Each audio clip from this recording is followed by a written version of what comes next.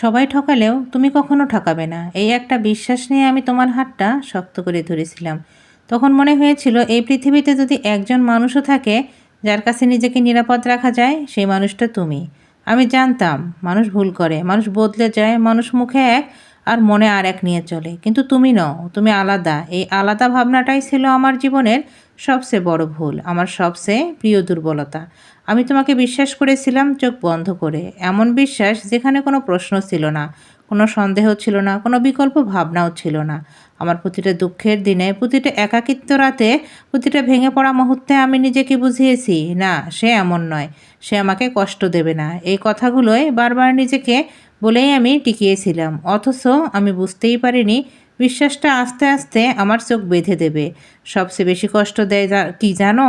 তুমি আমাকে ঠিক তখনই ঠকালে যখন আমি নিজেকে পুরোপুরি তোমার হাতে তুলে দিলাম, যখন আমার আর পেছনে ফেরার কোনো রাস্তা ছিল না, যখন আমার সব শক্তি, সব আশা, সব আকাঙ্ক্ষা একটা নামেই জড়িয়ে গিয়েছিল, তোমার নাম। তুমি জানতেই আমি কেমন, তুমি জানতেই আমি কতটা দুর্বল, আমি কতটা বিশ্বাসী, তবুও তুমি বেছে নিলে আমাকে ভাঙার পথটা।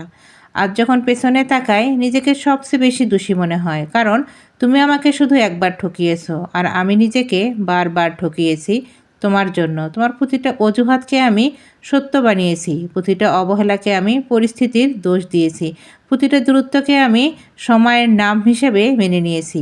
আজ বুঝি আমি তোমাকে নয়, আমি আমাকে বিশ্বাস করে ঠকিয়েছি। আমি আমি আমার বিশ্বাসকে আঁকড়ে ধরেছিলাম। তুমি চলে যাওয়ার পর সবচেয়ে ভয়ঙ্কর একটা জিনিস হয়েছে, যেটা তোমার অনুপস্থিতি নয়, বরং আমার নিজের উপর বিশ্বাস হারিয়ে ফেলা। এখন আর কাউকে সহজে বিশ্বাস করতে পারি না। কেউ ভালো কথা বললেও তার বিশ্বাস করতে পারি না, কারণ বিশ্বাসটা আমার উঠে গেছে। কেউ পাশে দাঁড়াতে চাইলে ভয় লাগে, কারণ একদিন আমিও এমনই বিশ্বাস করেছিলাম, আর সেই বিশ্বাসের দাম দিতে হয়েছে নিজেকে ভেঙে ধ্বংসস্তূপে।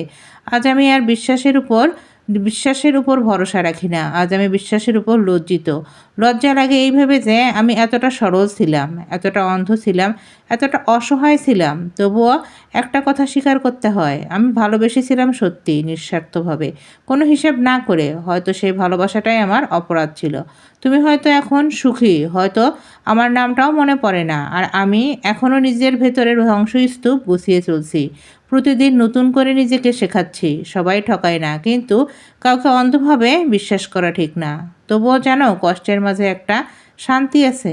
অন্তত আমি জানি আমি মিথ্যা ছিলাম না, আমার অনুভূতিগুলো সত্য ছিল। আর হয়তো একদিন এই ভাঙা বিশ্বাসের ভেতর দিয়েই আমি আবার নিজেকে খুঁজে পাবো। আর তখন কাউকে হয়তো বিশ্বাস করতে পারবো না, শুধু নিজেই নিজেকে বিশ্বাস করব। এটাই বাস্তবতা।